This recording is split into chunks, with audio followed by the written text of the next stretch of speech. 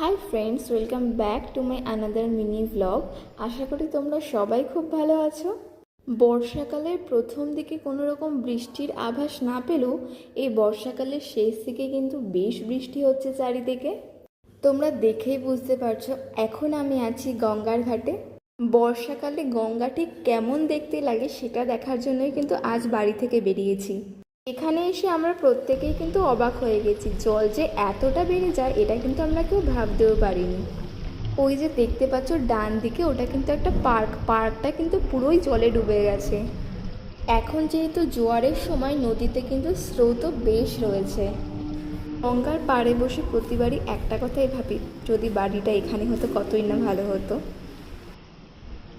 এই গঙ্গার ঘাটের ঠিক পাশেই রয়েছে একটা লোকনাথ বাবার মন্দির। আমরা এতক্ষণ এই মন্দিরে বসে গঙ্গার সৌন্দর্য উপভোগ করছিলাম।